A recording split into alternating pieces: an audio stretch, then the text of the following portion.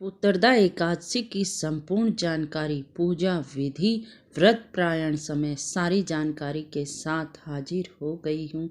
जय माता दी सभी को, राधे राधे। आ गई हूँ नई जानकारी के साथ। आप सभी को पता है पौष मास लगा हुआ है और पौष मास में जो एकादशी आती है उसे पुत्रदा एकादशी कहते हैं। आप सभी को इस बात का भी पता होगा कि साल में 2 बार आती है पुत्रदा एकादशी, एक पौष माह में और दूसरी श्रावण माह में। दोनों ही संतान प्राप्ति के लिए वरदान है।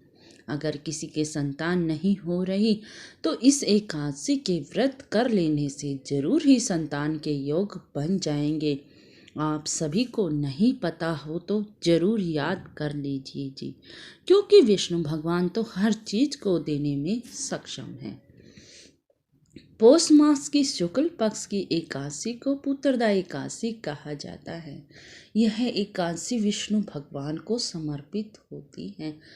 मान्यता यही है कि संतान प्राप्ति के लिए पुत्रदा एकादशी बड़ी ही फलकारी है। अगर किसी के संतान का योग नहीं हो, उसके योग भी बन जाते हैं इस व्रत को कर लेने से। पौष मास में पुत्रदा एकादशी 21 जनवरी दिन रविवार को रखी जाएगी।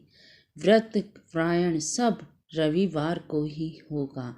धार्मिक मान्यताओं के अनुसार श्री हरि विष्णु की विधित पूजा करने के साथ साथ जो व्यक्ति व्रत रखता है वह हर संकटों से निजात पा लेता है। इसके एक व्रत से 1000 यज्ञों के फल मिलता है। आप सभी को इस बात की जानकारी होनी चाहिए जी। अब मैं पूजा विधि शुभ मुहूर्त बता देती हूँ जी। पौष मास की शुक्ल पक्ष की एकादशी शुरू हो रही है 20 जनवरी 2024 शाम को 6:26 पर। वहीं एकादशी तिथि समाप्त हो रही है 21 जनवरी 2024 रात को 7:26 पर। पुत्रदा एकादशी का व्रत 21 जनवरी 2024 दिन रविवार को रखा जाएगा।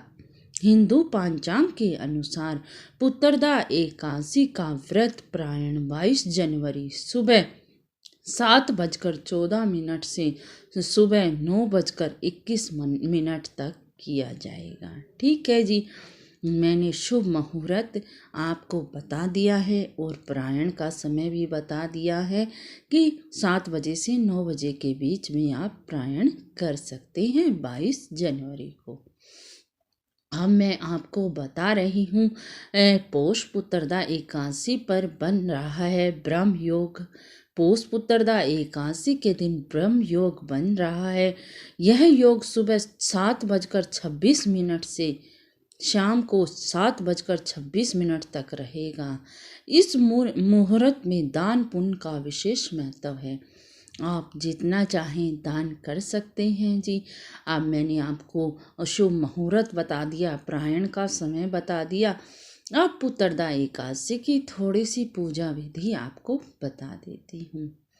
आपको सुबह ब्रह्म मुहूर्त में उठना है और श्रद्धा पूर्वक स्नान करके, अगर आप स्नान के पानी में गंगा जल मिला लें तो और भी उत्तम रहेगा, नहीं तो आप स्वच्छ पानी से स्नान कर भगवान विष्णु की पूजा अर्चना कीजिए जी।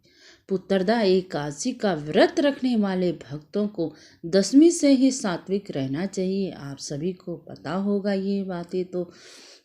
और एकादशी के दिन सुबह स्नान करके व्रत का संकल्प जरूर लेना चाहिए, क्योंकि अगर हम संकल्प नहीं लेते तो वो व्रत पूर्ण नहीं माना जाता जी। ठीक है।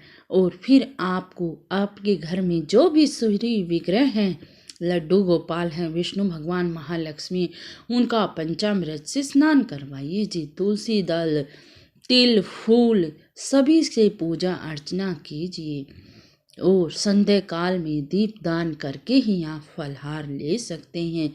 अगले दिन द्वादशी के दिन आप व्रत का प्रायण कर सकते हैं जी। ये पूजा विधि हो गई पुत्रदा एकादशी की।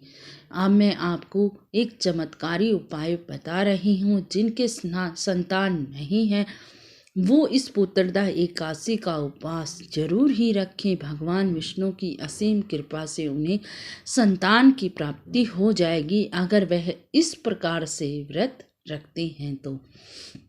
एकादशी तिथि के दिन दोनों पति पत्नी दोनों को रखना है व्रत। दोनों पति पत्नी व्रत रखें और भगवान श्री कृष्ण की उपासना करें। अगर घर में लड्डू गोपाल है तो उसकी उपासना करें, नहीं तो आप पूजा करें उसकी, नहीं तो आप किसी मंदिर में जाकर भी लड्डू गोपाल आजकल सभी मंदिरों में स्थापित हैं, वहाँ पर जाकर उसकी पूजा अर्चना करें। इसके बाद संतान गोपाल मंत्र का जाप करें जी आप, ठीक है जी।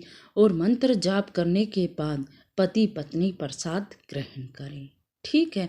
और आप गरीबों को, श्रद्धालुओं को दक्षिणा दें और उन्हें भोजन कराएं। गरीब, जो भी गरीब आशीर्वाद देता है वो समझो भगवान का ही आशीर्वाद होता है। आप जितना चाहें दान पुण्य, जितना आपकी सामर्थ्य हो एकादशी के दिन जरूर ही करें। आपको भगवान विष्णु की असीम कृपा होगी तो अगले साल ही आपकी गोद में बच्चा जरूर से भी जरूर होगा। आप पति पत्नी ये कार्य जरूर से भी जरूर करें। अच्छा जी, अगर जानकारी पसंद आई हो तो लाइक, शेयर और कमेंट में राधे राधे जय माता दी लिखना ना भूलना जी। चलती हूँ, राधे राधे राधे राधे।